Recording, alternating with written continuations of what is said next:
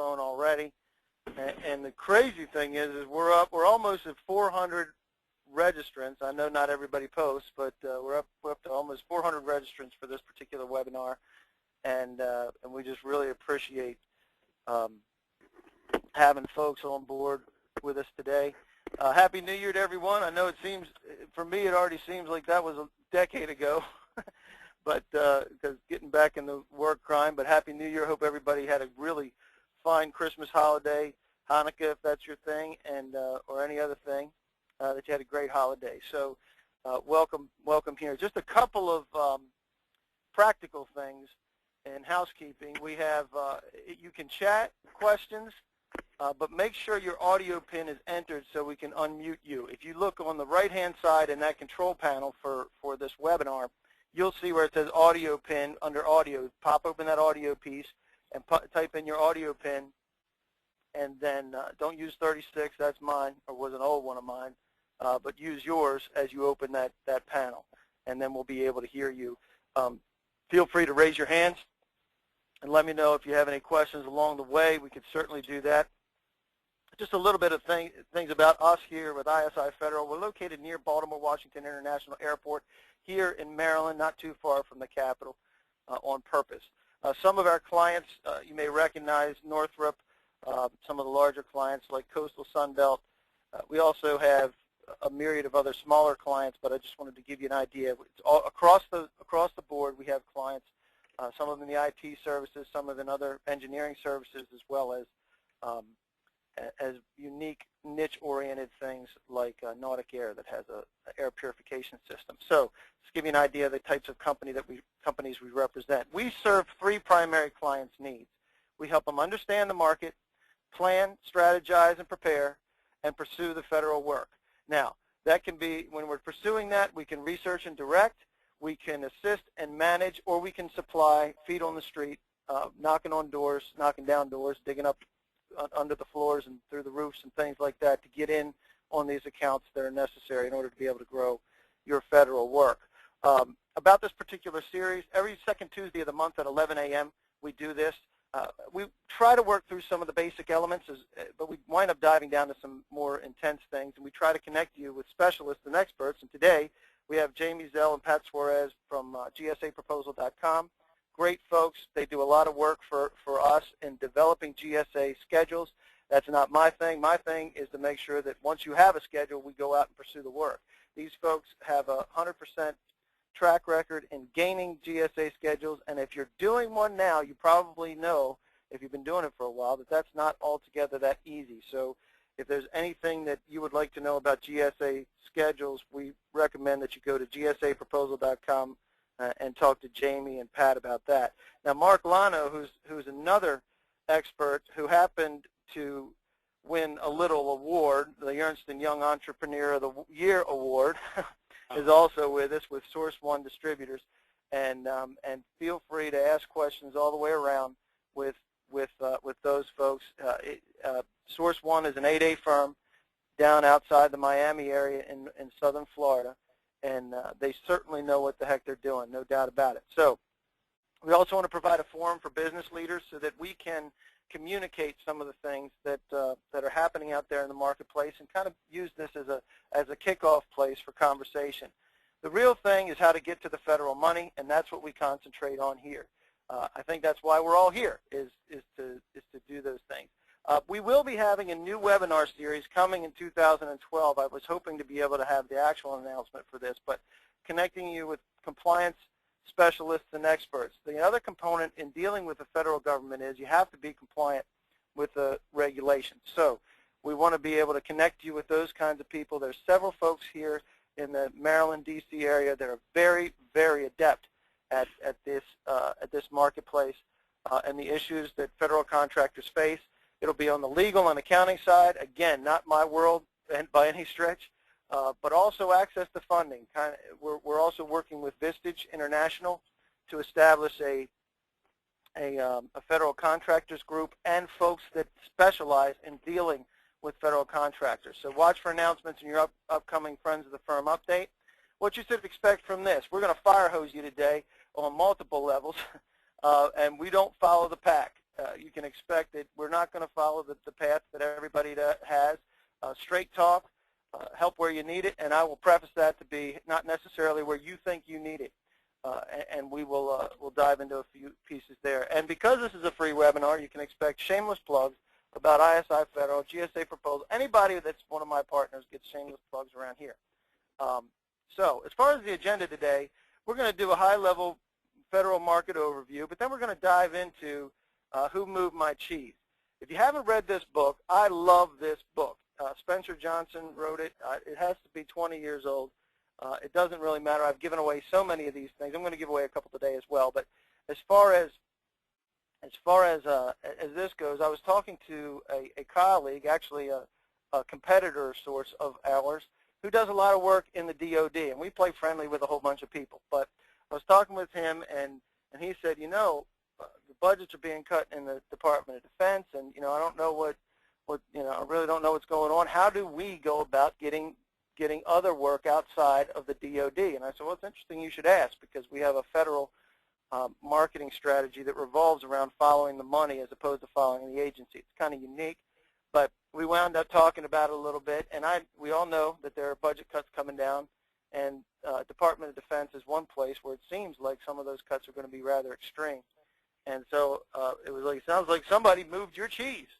And if he had read the book, and so he got it right away. So we wound up talking about how the cheese gets moved out there and how we have to adapt. So we're gonna dive into that in a few minutes, have a little fun with that, and we're going to dovetail that into your planning for 2012.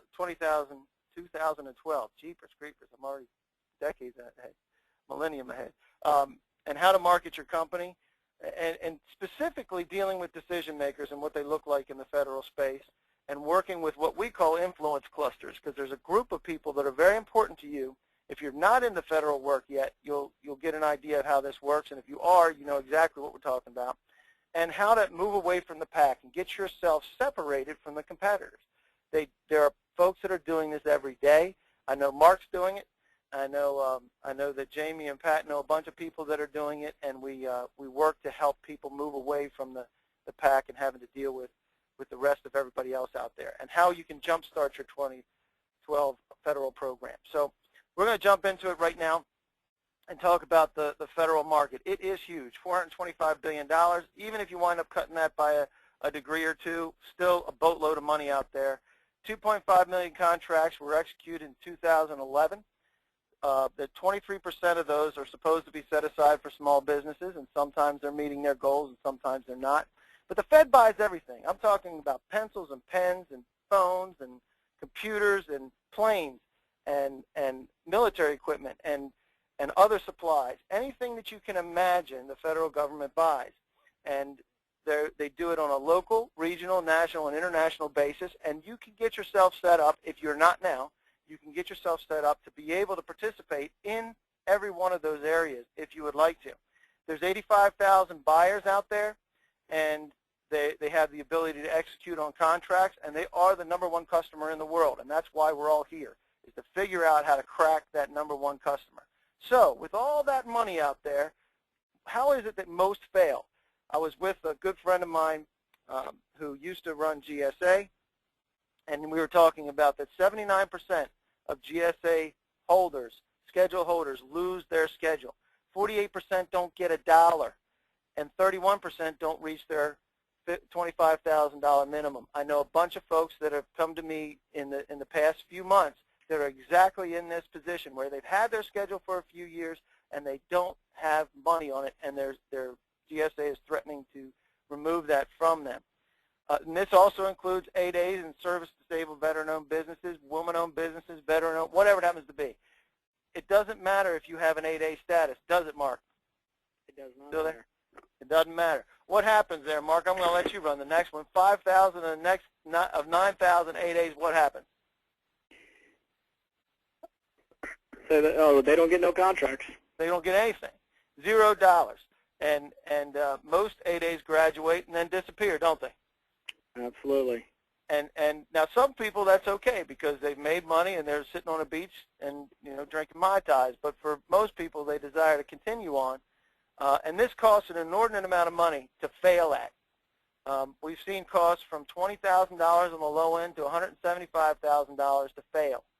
And we would prefer that you don't do that. So we're working on with you. And why this happens is they don't understand the market, they don't have a plan, they don't dedicate resources, and they don't know how to measure success before the money starts to roll in. And as a result, they say, well, let's try this. Let's just dip our toe in over here, and we'll give it a shot. And the problem is they wind up running against. They'll give their federal pursuit to a mediocre rep, who they're not going to give it to their superstar, because the superstar is they're making money and bringing the main money in. So they'll give it to a mediocre rep, and they'll say, run with this, and say, okay, here you go get some federal business. And 6 months down the line, they'll say, you haven't been doing anything, and they fire them. Or maybe it's even a year. But irrespective of that, they wind up giving up before they actually enable and allow that strategy to really be put into place. And one of the things that I do every day when I'm talking to entrepreneurs and other business owners about entering the federal market is to change their strategy on what they think they need to measure. Because they'll go in and they'll say, well, let's measure it 90 days, and then we'll see what happens in a year. If you do that, the chances are you're going to fail, because 90 days is nothing in the federal government, is it, Mark? Absolutely nothing. So we're talking about 18 to 24 months of strategizing and pursuit. I'm talking about active, dedicated resources pursuit of the federal space in order to be able to make it work for your company. There aren't a whole lot of silver bullets out here. There are not a lot of shortcuts. You can wind up getting some low-hanging fruit sometimes, but generally it's hard work and it takes time. So that's why it's so difficult and why most of the folks fail. So we're going to be real about what we talk about here and how we go about it. ISI Federal is about removing the obstacles to your federal sales, targeting, positioning, and leveraging relationships so that you can get to the place where you want to get to, and that is the win. And we'll talk about winnable opportunities in a little bit.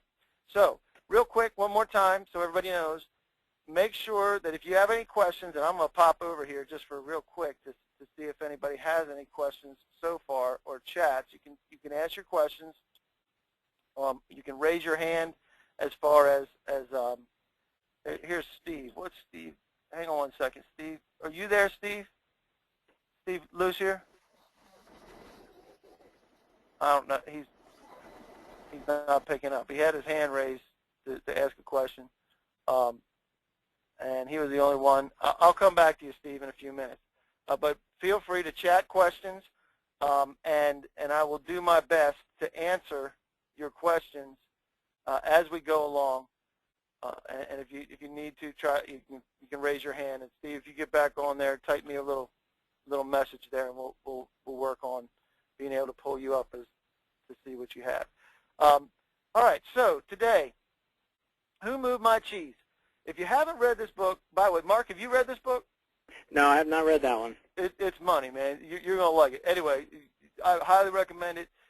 It's one of the 5 books that I give away on a regular basis to clients and to folks that I know. And it talks about parts in all of us, how we act, how we react, the dealing with change. If you're not dealing with change right now, I'm telling you, you're dying. And a lot of the dealing with that we have with change is dealing with the fear of change and being able to move from one place to another place without losing your mind and being ripped with this fear. These characters that are in here are characteristics of our own human behavior. You have him, who is, and Hall, or who are little people in this story, and these folks that are the little people are just like you and I, and they think about things and they act like little humans. Then you have Sniff and Scurry, where Sniff will sniff out the cheese and Scurry will run after the cheese. So those are some of the characteristics that we have for each one of us. As businesses, we all start in the maze. We start someplace and we say, hey, we're going to go run after some cheese. And we decide that we put on our running shoes. That's one of the things in the book, is that each one of these folks and the mice, they have running shoes to go out and pursue things in their market. Now, this particular book deals with more than, these are life issues. As you'll see, there's a lot of life issues around this as well, but it applies really well to business as we stand today. So we get up, we put on our running shoes, we go out and we look for cheese, and we get customer number one. Hey, we got some good cheese. And then we struggle and we scrap and we chase new cheese, and we get little bits of cheese in different places, and we're coming to those places where we start to adjust and we hire and grow, and our businesses start to actually thrive and work the way that they're supposed to work. We start doing projections and planning and implementing structures so that we can handle these clients and be able to continue to expand and grow, and our consistency starts to increase. We can create and recreate and maintain business and that cheese starts to really grow to the point where we're in the maze and we've got our cheese. We've done it, and we set up our business around that cheese, and we invite people to come by and taste our cheese and see our cheese and how great we're doing. We get skyboxes so we can celebrate our cheese, and boats to ride on so that we can enjoy our cheese and show people how cool our cheese is. And Hammond Hall had run the race, and they hung up their shoes, and they started enjoying their cheese. They're just sitting around in this cheese station, and they are just loving life, and they're eating their cheese. And throughout the book, when you read this, and I highly encourage you to, if you haven't already, you'll get cheesisms. And these cheesisms are written up on the wall, and they're thoughts of what happened as we go through these processes in our business and in our life. And having cheese makes you happy. And I couldn't agree more with that, is that when you have your cheese, you're a happy camper. As you can see, they're just hanging out, hanging out in that cheese. So Sniff and Scurry, though, they check the cheese every day, and they notice that the supply is getting smaller, and they also know that it's getting old, and it's may not be tasting as good.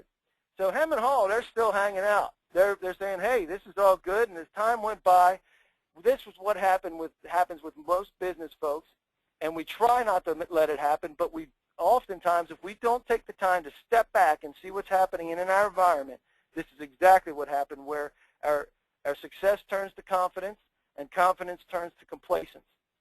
And from that, we start to just sit back and rest on our laurels, and we don't know of what's happening around us. I know that I do it as a business owner, and I know most business owners do it if they're telling the truth to themselves and others. So Sniff and Scurry wake up one morning, they get up, they walk outside, and they find no cheese. There's no cheese in the station anymore. These are mice. They don't overanalyze. They instinctively know exactly what to do. What do? They jump up. They're gone. They're out into the maze again. Now, Hammond Hall wake up, and they scream, who moved my cheese?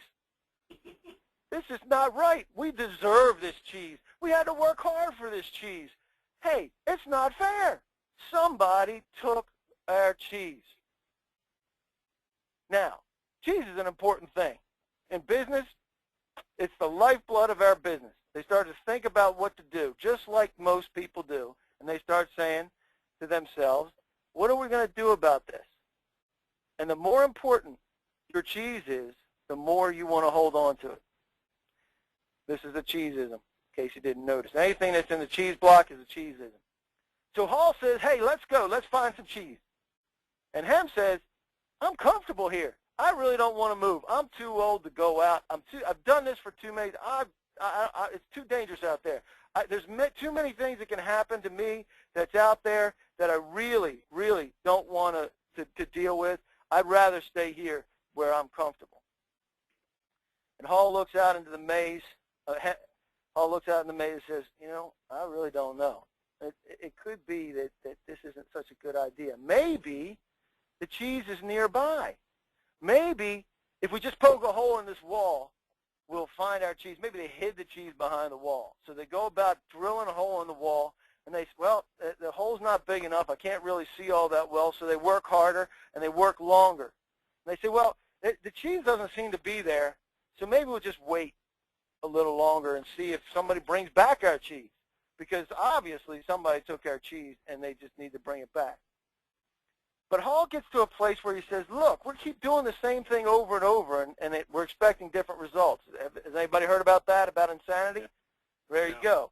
But if it wasn't so ridiculous, it would be even funnier as he sits there and starts to contemplate. And Hem's like, what if there's no cheese out there? What if you can't find it? And Hall's saying, I want to go. We got to do something. Sometimes things change, and they're never the same again. And we may be in a situation like this, even in the federal space, as things change. Life is not the same as it was a couple years ago, and I know that's a shock to everybody that's listening, but this could be one of those times, and that's life. And life moves on, and we need to move on as well. So, dealing with change in your market, if you do not change, you can become extinct. Paul starts to realize that the cheese didn't disappear overnight. He starts to think about it, even as he's sitting there starving to death, that the cheese was getting smaller, and it didn't taste as good towards the end. So he starts to contemplate it. We all can put ourselves in a situation like this. It's not exactly what it was, but, what was I missing? What was I missing back at the indicators back in 2007 and 2008 and 2009 about the marketplace when it comes to either the real estate market or whatever the heck we were chasing at the time? He realized that he needs to pay more attention the next time in order to be able to do that. And, oh, by the way, where is Sniff and Scurry? They just realized after sitting around for that long, they don't know where the mice are. So in dealing with this, smell the cheese often so you know when it's getting old. Yeah. So Hall says, let's go. Let's find some cheese. We got to get out of here. Hem is still saying, no way. I'm not. It's scary out there. I'm staying here until they put my cheese back. I don't want to go anywhere until my cheese is put back. And Hall says, sometimes fear can be good, but it's not good when you're so afraid that it keeps you from doing anything. So the question is, what would you do if you were not afraid? So Hall looks down the dark passageway, and he became aware of his fears. What lays ahead here? Was it empty out there, or worse, were there dangers lurking? He began to imagine all things, the frightening things that could happen to him. He was scaring himself to death. I'm reading right out of the book here. Then he laughed at himself. He realized his fears were making things worse. So he did what he would do if he was not afraid. He moved in a new direction. He started running down the dark corridor and began to smile. Hall didn't realize it, but he was discovering that what nourished his soul. He was letting go and trusting what lay ahead for him, even though he didn't know exactly what it was. So to his surprise, Hall started to enjoy himself more and more. How do I feel so good, he wondered. I don't have any cheese, and I don't even know where I'm going. But before long, he knew why he felt good, and he stopped to write on the wall again. Movement in any direction helps find new cheese. So Hall's running around, and he starts to find smaller bits of cheese. They're not the greatest, but he starts to regain hope and starts to feel free. And when you move beyond your fear, you feel free. So Hall finds some new cheese after running around some more. But it's tastier, it's different than the old cheese was. And he wonders why he thought change had to be for the worse from the beginning. So he starts to imagine for himself enjoying new cheese even before he finds it. And he realizes that if he imagines enjoying that cheese, it leads him to it. Hall takes some cheese back to Hem. Can you imagine what Hem's going to say? Great, this is great cheese. No, I don't think I like new cheese. I want my own cheese back. How many times do we do this, folks? How many times do we put ourselves in a position where we are hemming about something? And that's exactly what happens here. The sooner you let go of the old cheese, the sooner you will find new cheese. I don't care whether you're doing work in the consumer market or 100% federal market. As soon as you start to move, you're going to find, you have the opportunity to find new cheese anyway. Paul says, I can't stay here anymore. There is no cheese here. There is new cheese out there, and it's better cheese. So he starts to envision how that cheese is better. And he realizes it's safer to search the maze than to remain in a cheeseless situation. That's one of my favorites. It's safer to search the maze than remain in a cheeseless situation. Realizing what you're afraid of is never as bad. Ooh, that's a typo. As bad as what you imagine. I'll get rid of that. Old beliefs do not lead you to new cheese. So, Paul really hasn't found any new cheese yet, not like it was with the motherlode of the cheese station they had before, but he still moved forward. So when you see that you can find and enjoy new cheese, you can change course. So realizing that if he had embraced change sooner, he would have been healthier and better ability to be able to cope with finding new cheese. So he notices small things, small changes early, helps you adapt to bigger changes that are to come. He still searched. He could imagine the cheese that was there. He could imagine, he could see it, he could smell it, he could almost taste it, and then, bam, he finds the next motherlode of all cheese stations that's out there. Happens to be Cheese Station N. And guess who's there? Yeah. Snip and Scurry, they've been there for a long time. And they've been wondering whether or not anybody else was going to show up. So Hall's there, and he gets a hold of the new cheese. And he knew that he learned something useful. I'm reading again about moving from. He knew that he learned something useful about moving on from his mice friends Sniff and Scurry. They kept life simple. They didn't overanalyze. They didn't overcomplicate things. When the situation changed and the cheese had been moved, they changed and moved with the cheese. He would remember that. Hall had also used his wonderful brain to do what little people do better than mice. He envisioned himself in realistic detail, finding something better, much better. He reflected on the mistakes he had made in the past and used them to plan for his future. He knew that you could learn to deal with change. And one of the rest of the changeisms, all on one page here, is change happens. They keep moving your cheese. I promise you, no matter what you're doing in business, they're going to keep moving your cheese. You have to anticipate the change and get ready for the cheese to move. You monitor the change, smell the cheese often so you know when it's getting old. Adapt to the change quickly. The sooner you let go of the old cheese, the sooner you can enjoy the new cheese. And change is inevitable. You have to move with the cheese, and you can actually enjoy the change. I have my daughter actually sitting here with me because we've done this book before, and we've used it as family lessons because you never know. But if you savor the adventure and enjoy the taste of the new cheese, you can actually enjoy the process of finding new cheese, not just the cheese itself, it's what that cheese brings as far as the journey as well. So be ready to change quickly and enjoy it again and again. They keep moving the cheese. So how does this apply to you and your business? One day we all woke up and things were different. Somehow, and I don't know when it was for your particular business, but I know it was like that for mine. I was doing sales training and helping develop new marketplaces, and poof, things changed, and we had to change and adapt. Our clients were actually coming to us and asking me, say, hey, what about this federal thing? What about all this federal stuff? And that was 4.5, 5 years ago now when that happened.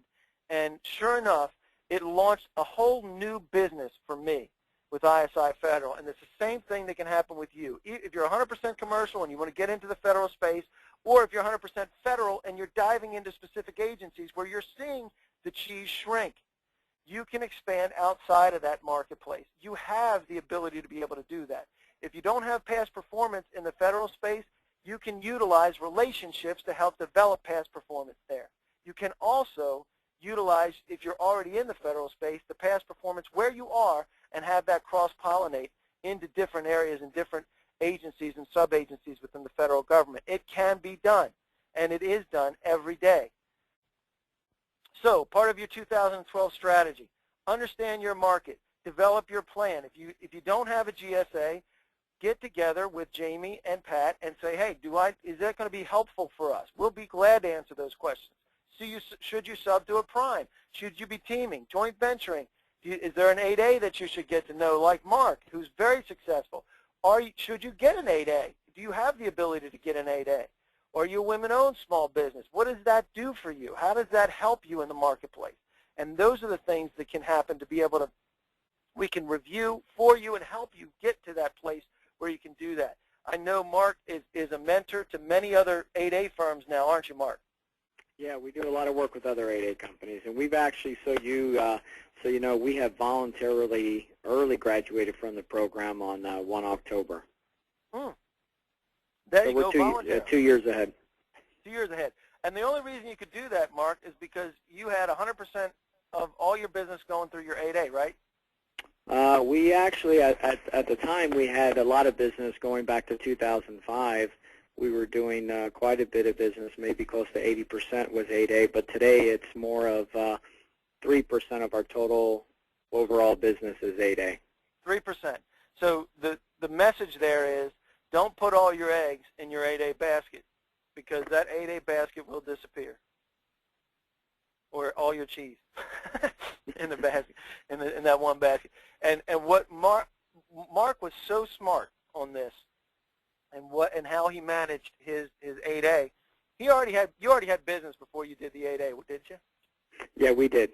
Yep. And then you grew your 8A, and you said, I can't have all my cheese in that one place, because that cheese is going to move. And I would prefer to do what the 8A program was established to do, is exactly what you did. Yeah, it's basically a vehicle to get you going, but outside of that, you have to diversify your company. You have to diversify your company. You got to go out, and you got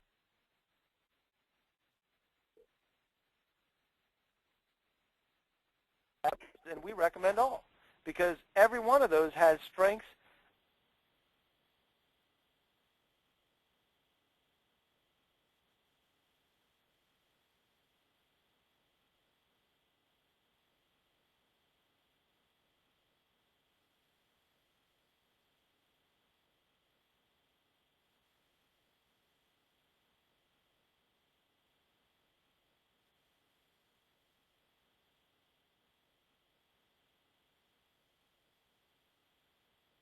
In comparison to the amount of time that it takes to spend and going back and forth with GSA, and taking 6 months, year and a half to be able to get that. And you have to be able to dedicate resources. I'm not just talking about dollars. I'm talking about your internal resources, so that you can adapt to be able to handle federal work. And we can help you do that, but make sure that you're determining to dedicate those resources and set realistic goals and objectives for you and your company to be able to reach and be able to measure those results before the dollars start to come in.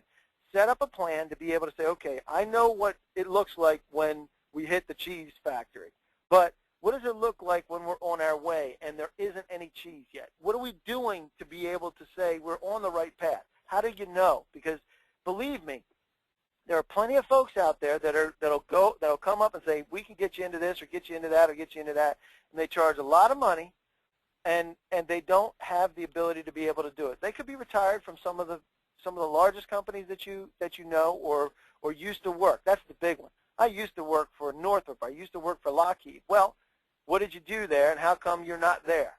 Because believe me, Lockheed and Northrop are not hurting when it comes to being able to develop business, and they pay their folks well. So and they do have great successes. SAIC is another one. We have some folks from there as well. So anyhow, being able to measure those results. So your 2012 market-driven strategy is if you're already in the federal space, I'm going to talk to folks that are in the federal space now. Identify alternative agencies, not the ones that you're normally in. Those sub-agencies, and target those sub-agencies. Develop an introduction campaign to be able to get to those folks, and again, manage your expectations for your growth. The same thing happens. Mark didn't build his company in 3 months in the federal space. I guarantee it. And he didn't just all of a sudden, bam, he worked and worked, and I know many, many folks that worked hand to mouth for several years until they finally got traction in the federal space. But they stuck to it, and they managed their expectations. And we know that there's a mother load of cheese here, because there's billions of dollars of it. So they continue to do that. They manage your expectations, and here's one of them. Developing relationships take time. It takes time to develop relationships to get ahead of the game. We're going to start talking about how that works. Let me ask you something. If you go out and you say, I'm going to go out and I'm going to find a date, I'm going to get married, do you want to be this guy? Probably not. The chances are you don't want to be this guy, because most ladies are not going to go for that.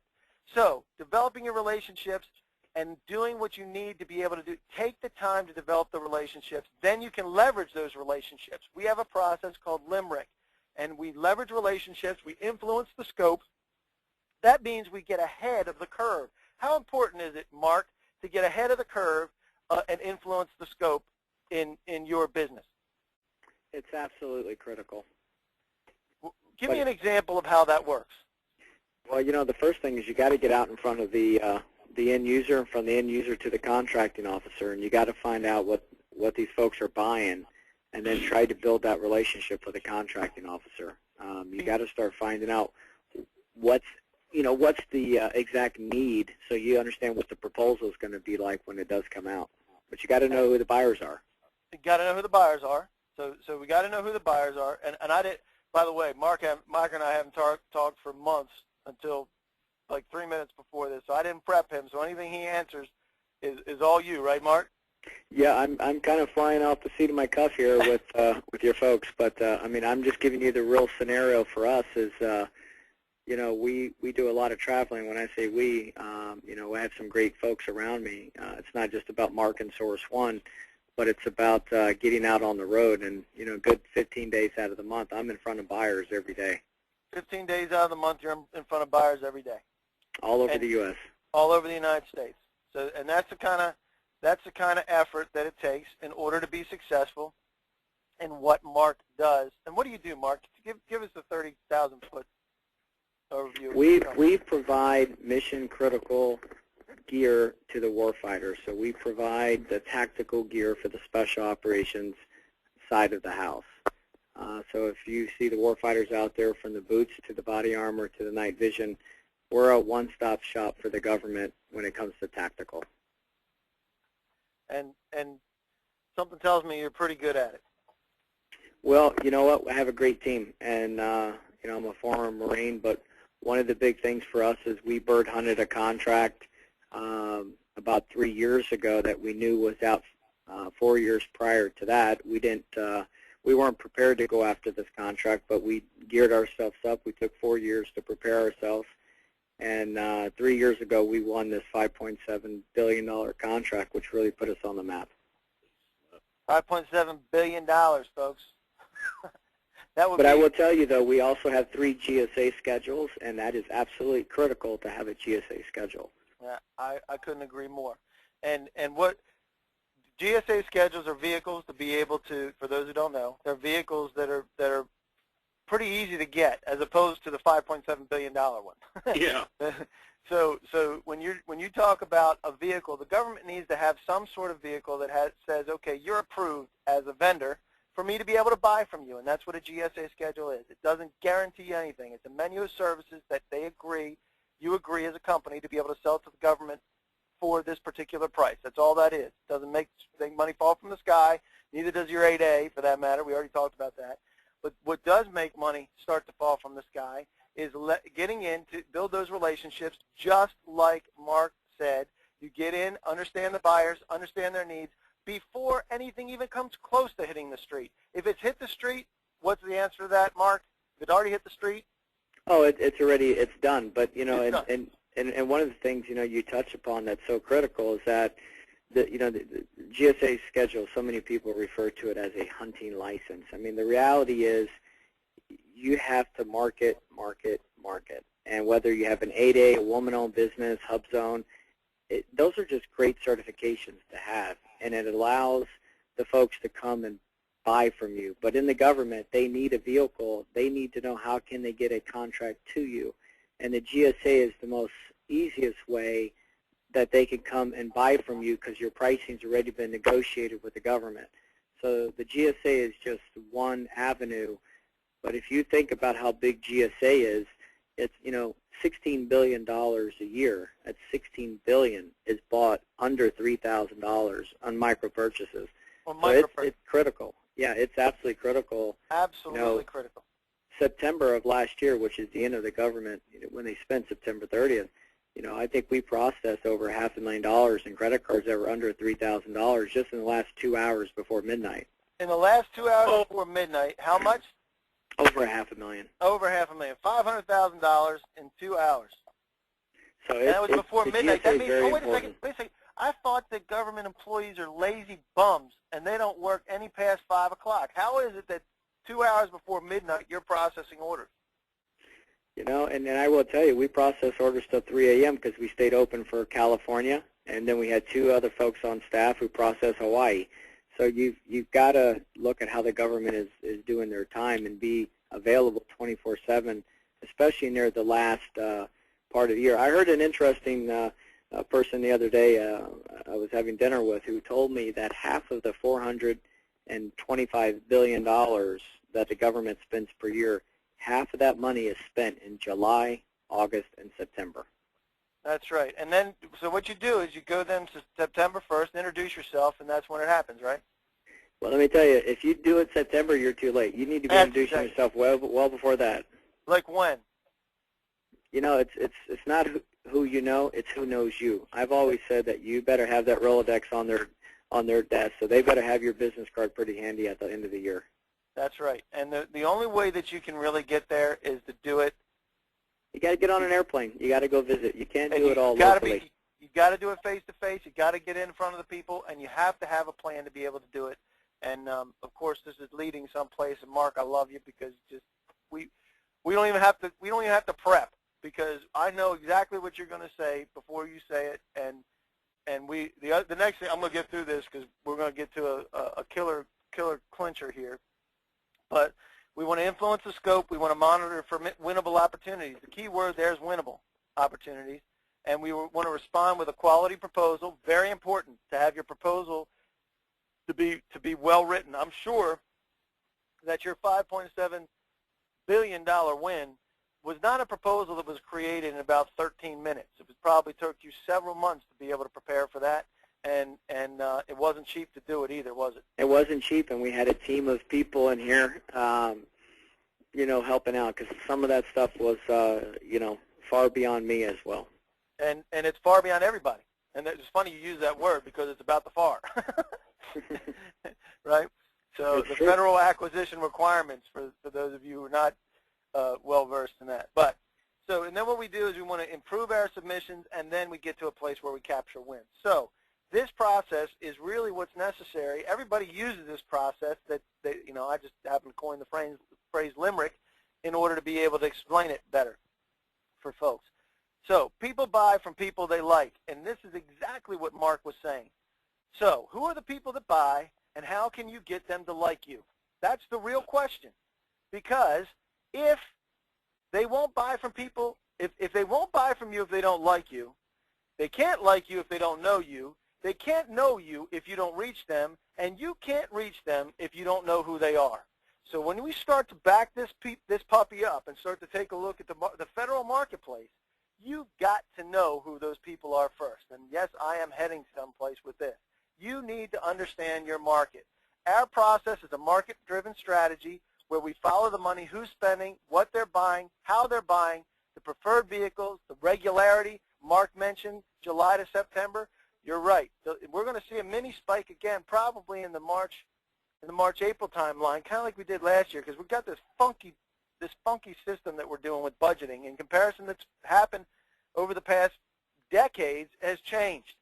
Things are changing in the federal government too. The cheese is moving around, and people are changing things as things are happening. We saw a completely different model when it came to fiscal year end for some of the industries this year, because it wasn't nearly the spike, although there's several places where those spikes still exist, especially for people that are well-positioned and well-known who are open at 3 a.m. so that they can take an order from the West Coast, or 5 a.m. so they can take a straggling order from Hawaii. Because guess what? That is a critical time of the year. And we also want to know about NAICS and PSC combinations, because these are important, understanding how these people operate and what they do. I'm going to run through this really quick. We're running out of time. But I want to show you the concept that Mark was talking about, where you have the key critical decision makers in your decision-making process for the federal government. You have three folks that are important: the project manager, program manager, the contracting officer, and your COTAR. Now, when it gets to be a $5.7 billion opportunity, there's a host of people that are flowing around that thing.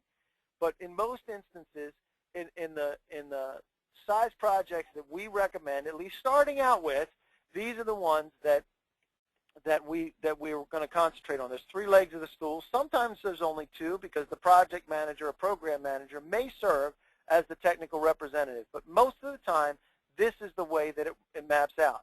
And how this looks is there's key decision clusters, and these folks are all over the place. You have project managers, contracting officers, COTARs, and they come together for a particular need or procurement, something that they need to be able to buy. And this, they're joined for this specific need. Each one of these have a different role. The PM initiates and drives and usually provides the scope, not always. And the contracting officer and COTAR, they facilitate the process. That means that they determine the way that it's going to be bought. They administer the specifications. They apply what's necessary and technical requirements. In both of these instances, or of the different needs there, they are influenceable. You can influence them to choose a particular buying methodology that favors you, just like Mark. When he was an 8A, I guarantee you, he was asking one simple question: will you set that aside for me? Will you be willing to set that aside for an 8A? Is one question that you can ask if you're an 8A, and if they say yes, bing, that's a beautiful thing, because it doesn't have to be competed against everybody and their mother. It can just be competed through 8As or sole source directly to Mark. And I think I'm going to take a step out on the limb. Mark, have you ever done that? Say that again. Have you ever had a sole source contract like that? You were 8A? We've had a lot of sole source contracts. There you go.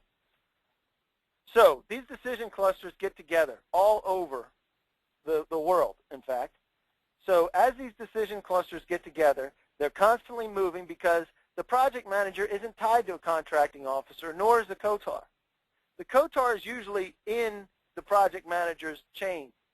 They report to the contracting officer for this particular procurement, but they're usually in the chain of command underneath the program manager, and will be responsible somewhat, usually, for some portion of the administration of that contract in some form or fashion, deliverables. Now, these key targets are all over the place. You look at Department of Transportation, Federal Highway Administration, FAA. We know some of these folks. These are the sub-agencies within Department of Transportation. So then we start to take a look at the folks that are doing this multiple times within a particular industry. And we say, okay, 8 contracts for $555,000, that's a good deal. Then you start looking at some of the other folks and say, okay, these are the kind of people that we want to be after. They're the high probability targets that you need in order to be able to effectively market what you have to the government. And they're everywhere. They're in every single agency and sub-agency that's out there. And I'm telling you, there's agencies that are out there that you have no idea that exist. And we do business with a lot of those folks because they're outside. People don't even, I'm driving down New York Avenue. For years, I'm driving down New York Avenue, passing this agency, and I had no idea. And lo and behold, it grew into a $1.2 billion agency. And I had no idea they existed. How can that possibly be? It's because most people are going after the big money, and they miss the little stuff. We'll talk about that too. So in these decision clusters, each one of these folks have different roles, different objectives, different buying motives. You have to know what their buying motives are in order to influence them. For instance, a contracting officer, their job is to move paper. They're experts at moving paper. They're not experts at phone systems. They're not experts in military gear. They're not experts in anything except how to procure that, how to make that procurement happen. So they don't care how good you are and how great all of your tactical gear is. Do they, Mark? Absolutely right. They care about how can you help me move this piece of paper from one side of the desk to the other. And oh, by the way, isn't that what Mark wants too? Mark and the contracting officer want the same thing. They want to move that piece of paper from one side of the desk to the other, and they want to make it easy. That's what their buying motive is. The PM, I don't know what their buying motive is, because the project manager could be being measured on metrics that are set by the President of the United States, or they could be set by the administrator or somebody else that's within that agency. And we don't know necessarily what they are. We can take some guesses because we can look at forecasts and see how things are kind of shaping up. But their forecasts are worse than weathermen. But if you have a relationship with somebody and something happens, then you're talking to them on a regular basis and, hey, John, what's happening with with the stuff that's out there? Well, we actually have something new. And I wasn't really thinking about you today, Mark, but, you know, it might be something you want to take a look at because, you know, and because you have some connectivity in that, I'm glad you called today. Boom. Next thing you know, you're helping the project manager secure something faster, and he wants to do things fast, even though you think, and it is true, the government moves at the breakneck speed of a tortoise. But here's what federal buyers need. They need political cover, they need technical cover, and they need pricing cover. And you've got to deliver this to them. Your approach is what can give you your political cover. If you can approach them the right way and reach them the right way and resonate with them from either a top-down selling strategy, getting to referrals from somebody above, technically your capabilities are what they want to see, your technical capabilities. And then your pricing cover is where your GSA comes into play, or your 8A, or whatever it is that you can do to be able to protect them, to say, hey, this is already pre-competed. We know that we don't have to worry about the IG, the Inspector General, coming down on us for trying to force something through because we have protection because it's been competed by GSA. Make it easy for them, and when I mean make it easy, I mean make it easy. Put it in a package, nice little bow, and hand it to them. Give them sample scopes of work. Where do you think they get their scopes of work from now? They get them from us, people like you and me that are giving them to them to say, here's what to look for. And that gets churned around and implemented and even passed on from agency to agency sometimes when you're willing to be able to help them understand. We want to understand this scope. We want to help them understand it too. And what we want to do is we want to avoid the freeway. There's a lot of free things out there. This is free. But I'm telling you, the folks that you're going to go to in the federal space, if you do this, here's what they're going to tell you. They're going to say, hey, go to the Small Business Administrator and also the OSDBU, the Office of Small Disadvantaged Business Utilization. Great people. I love these people. They're awesome people. They do their job. They're doing everything they can. However, they have no decision-making authority, and they have no influence in the scope process. These are not the people to be, you absolutely want to have relationships with them if you can, but what you can do to help them, help you, the old Jerry Maguire thing, is to give them who it is that you want to reach, and you can help them help you with that process. Because otherwise, there's no contracts being executed by the SBA or the OSDBU. I'm telling you, not happening. All they can be is gatekeepers. So help them be a great gatekeeper and give them a bunch of keys. The other thing that you have is you have your NAICS notification. We should be asking every agency that's out there and any other supplying source to supply us with anything for NAICS notification. It is free. It is not the end-all and be-all for your business development process. Because if it's being notified by NAICS, that means it's already hitting the street. And what we already said, it's already too late. But you can get to understand who is administering those things and make sure you're noodling in on that early on. The other place is FedBizOps. And this is the place where everybody wants to go. This is where full and open RFPs go. And these mean lots of competitors, lots of bid responses, lots of political exposure because it's usually higher dollars, months of work, and a long, long sales cycle. And I think it looks like this. Everybody driving the same place at the same time, wanting to get to the same thing. Should not ignore FedBizOps, but it should not be your primary strategy for capture for wins in the federal space. I want to talk about FedBizOps for just 1 second. I want to go there for just a minute because I want to show you something.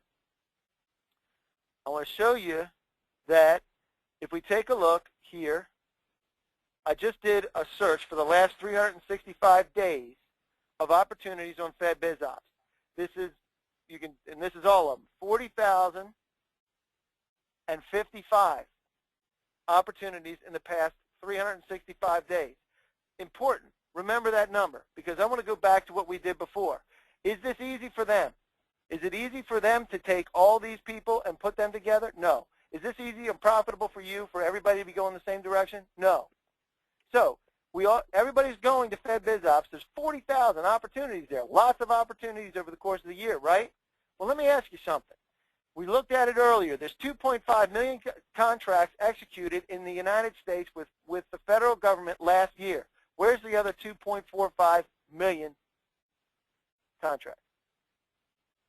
They're all being placed someplace else where they're not showing up on FedBizOps. How can that possibly be? Everything's supposed to be there if it's over $25,000. Why isn't it there? Well, there's one answer. Not all of those are $25,000. So there's a lot of micro purchases, too, that are less than $3,000 that will never hit anything public. You can walk into any agency right now, if you accept credit cards, and they can buy from you right this minute. Whoop. You don't have to have anything except a relationship, and they can buy from you. So wouldn't you rather be targeting winnable opportunities, positioning your company, leveraging relationships, and winning federal business than spending the time in the parking lot? Well, we think you should. So how can you get there? Find the people who need to like you and get them to like you. And we're going to get to some shameless plugs here. Out of the 80,000 procurement officers around the world, who are the ones that buy what you sell? We have the best intelligence for finding that, and I'm not just saying it. We've looked at everybody else out there. We can find who is buying what you sell, specifically down to either people that buy something like that or right from your competitors. We'll do an analysis of your competitors. We'll find out who their contacts are. Wouldn't it be nice to go bash them over the head? All right, winnable opportunities. People buy from people they like. Relationship plus need equals a winnable opportunity. What do you mean by that? We're talking about minimal competition. 50 to 95% of opportunities have less than 5 competitors. I will live there all day. All day. And I know Mark will too. Yeah. Because if we're playing with 5 or less competitors, we know for a fact that we're going to be able to compete because we'll be able to figure out how those other competitors are doing it, and we'll be able to beat them at their own game, even if they're incumbents. Here's an example of an amazing situation. Thousands of contracts for event services, 44,000, it's over 2 years. But $1.6 billion over 2 years, not so bad. Let's take a look at it. 97% of them went to less than 5 competitors. $1.5 billion. That's crazy money, right? So, less than 5 competitors, isn't this where you want to be? Find the people that need to like you. Help them like you by giving them what they need. Very important. And, by the way, hint, they don't care about what you sell. They care about how you can help them move that off their desk in a lot of those. So here's a loaded question for everybody out there. How much of your tax dollars are funding your competition? Now, if this doesn't irritate you, I got no hope for you because your dollars are going into your competitor's bank. They are eating your cheese. Right now, eating your cheese. Your competitor's contacts, we can help you find them, and your competitor's pricing in most instances, certainly if it's GSA, we can find that information in most instances and be able to supply that to you so that you know where your competitors stand in the federal space. So let's get your tax dollars, your cheese, going into your bank account. That is what we're about, and we're going to tell you how to do it. You can jumpstart your federal sales, your capabilities. We do a capabilities review. Mark, how important is a good capability statement? It's absolutely critical because that's your face. That's your face. Does anybody really buy off a resume or your capabilities? They don't buy off of it, but it establishes credibility. Exactly. It's exactly the same thing that your personal resume does for you when you're going out to find a job. People don't buy from it. How many people do you hire off of a resume? Nobody. I've never done it. Never in my life. And I'd be amazed if maybe in some instance, there's some instance out there that somebody does, but in most instances, the resume establishes your credibility. Your relationship is what establishes the ability to influence that. And here's where you get your relationship. We do an intelligence package where it'll be your plan for your market. It's 80%, 90% of your federal business strategy revolves around the intelligence that we find. It's the right people at the right agencies with your competitors' contacts, and we'll do that. It's regularly $4,500. We do it for $3,000. We'll include a capabilities review and help tweak that capability statement so that when you go after them, you can do it. Now, this is only step 1, folks, and I know it is. If you're planning on just investing $3,000 to go out after your federal work, don't do it. Go to Vegas, take your money, do something else. Don't do that. But this is the right time to begin your strategy, and the reason being is exactly what Mark said. Notice the spikes in here. You have September, your spikes. It looks like a heartbeat. every year, September, September, September, September, September. And every year it peaks, and right up until 5 a.m. being purchased from Hawaii, there are contracts being done and money being made every year in September. But you can't go there in September. You better start doing your business development now. January to March is great for business development. Great. It's terrible for sales, but it's great for business development. And what's the difference? The difference is relationship development is where you're going to get to so that you're positioning yourself. Don't measure yourself from January to March because you will shoot yourself in the head. You will quit. I think there's going to be another mini spike in March and April. Maybe, maybe not. But even so, we're positioning, everything we do positions for our clients for September every single year. That's the strategy. September, September, September. Everything in the meanwhile is gravy. September is where you get it. Let's get your tax dollars getting into your bank, putting that cheese where it belongs. There's those pieces. If you want to get in front of people, we have a program for that too. After we do the intelligence, we have the ability to do a blitz where we can also include that for an additional $1,780, which is usually $2,300 bucks. So we're all about the win. We're going to get to some questions now, some additional resources before we do. Here's isifederal.com as a resource. There's a bunch of different links there that you can check. It's all free. You can download a free handbook. There's a free survey there that you can answer questions of whether you're ready to do this. And there's RSS feeds. You can send me an invite for LinkedIn. I love talking to folks via LinkedIn and helping each other connect dots where we can. The announcements, new compliance webinar series is coming. Also webinars for women on small businesses. That's going to be hot this year. And other upcoming webinars with proposal writing. We're going to get Jamie and Pat back to talk specifically about GSA schedules, if there's no questions, even in addition to questions today, and what the contracting officers need. We'll deal with that. So real quick, we're going to get to some questions. I know that we're pressing it. It's 12:03, and I apologize. Whoops. Let me get over here and see if I can get my controls back. There we go. All right, questions here.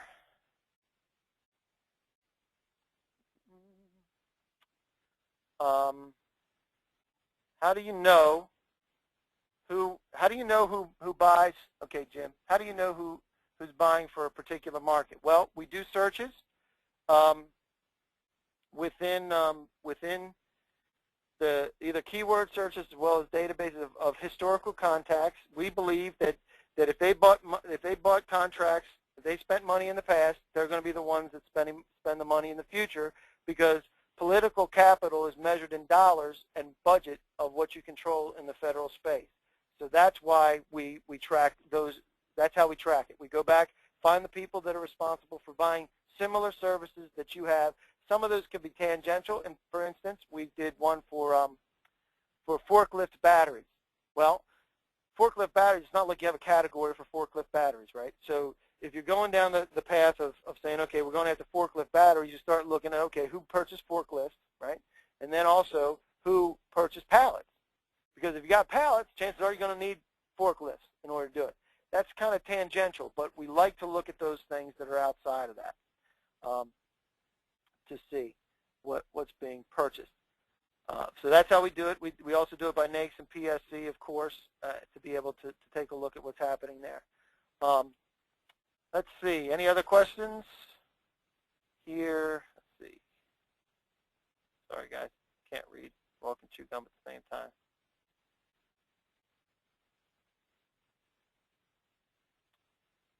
GSA schedules. How long does it take? How long does it take to get a GSA schedule generally, Jamie or Pat?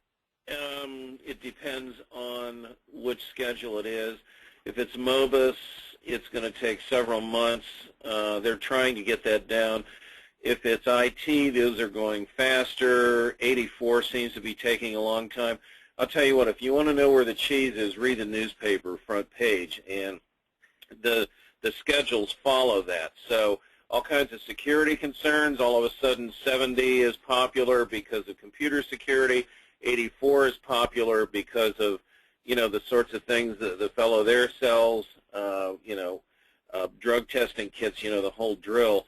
So, you know, it can take anywhere from 3 to 4 months to like 8 or 9 months, depending. But if you've got a letter from a federal customer that says we need this product or service now for a mission-critical need, that will help put you at the head of the class. And it's amazing that you say that, because we've seen situations, and I didn't believe it. We've seen situations where record time there's been GSA schedules developed. It is not normal. Don't expect it, but we've seen it happen in a week, and that's absurd. But as far we've seen it happen in certainly shorter timelines. That letter that says that there's something mission critical, certainly very important, and they will help walk it through the process. Right. Let's see. Let me see if I can expand this without.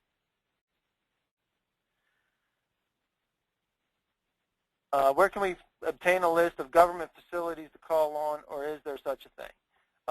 Regina, let me see if I can find you, and I want to talk about what it is that you're asking me exactly. So give me 1 second. You can go, it's an old web link, but it'll go to the new web link, firstgov.gov. First is in the word FIRSTGOV.gov. That'll alias you to another website, and you'll, on the home page, you'll see a link to all of that. Excellent. That's a great answer. Regina, are you there? Yes, I am. Thank you very much. Hey, Regina, what's your company? Cook Filter. We're a manufacturer of HVAC air filter products, and they had the contract prior to me coming to the company. So Okay. I did not go through the beginning stages of filling out all the paperwork, and it's one of those things I kind of had to just try to figure out once coming on board. And, you know, I know that our contracting officer has directed us to, well, check out the blue pages of the phone book, and, you know, we've tried those tactics, and we have a good plan of going out and selling to them, and we have a good product to provide them and a lot of good ways of providing them cost savings. We're just having a trouble identifying exactly who to go out and take that to. And when I talk with the GSA, they said there's no list that really exists. You know, I can go to the VA website and just Google their locations, but there's just, I think, so much more entities that we don't think that are probably part of GSA, and that's what I'm trying to figure out and kind of send leads to our sales guys. Yep. Well, we can certainly help you. I know this sounds ridiculously self-serving, but we actually do that, and we can help you do that. So that would be absolutely wonderful. Yeah, and not only that, it's a whole lot less time than if anybody tries to do it themselves. So, you know, as far as dollars. So yeah, let's after the web class. I'm sorry, what? Is that something I would touch base with you on after the web class? That would be great. Yeah, okay. I would love to talk with you about that. And in fact, I'm going to pop up my my contact information there. You probably already have my email and all that stuff, but certainly certainly for that, love to talk with you about that and help you. We know a little bit more about the HVAC industry than the average bear, because one of our clients is Allen Manufacturing, who makes dampers for HVAC systems. And it's probably the most obscure thing. Now, I'm going to throw myself out on a limb here. Jamie, have you guys been working with Richard on that? Yeah, Allen Manufacturing sure has, Yeah. as a matter of fact. Yeah, I thought they were one of the ones that we were working together. So shows you how often Jamie and I catch up as well. But yeah, we know a little bit about that industry, have some insight into that, and absolutely there are connections and contacts there within both the federal space as well as sub-to-prime opportunities that I think would be very good that we could help you with there, Regina. That would be, thank you very much. Yep. So, Dave, to the 30 people who are on, I would like to say this. We talked, Dave, you mentioned this earlier. The biggest thing that's hurting small businesses today is to get into a fear mode. The way dictators take over, first of all, they make the population afraid so that nobody does anything. They just curl up in a ball. Same thing, don't curl up in a ball. Be smartly aggressive. Move forward. Do something. Don't ball curl. I mean, let your competitors do that, because they will. but get some guts, move forward. Don't just sit there and wonder, oh my God, what should I do, what should I do? Make a move, do it. Get your GSA contract, talk to people like Dave Lowe. Don't sit there in fear, move. Your competitors are going to do that. Don't you do that. Great advice.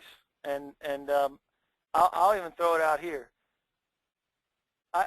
I love Jamie and Pat, and I love the fact that we're in the business of doing this for folks.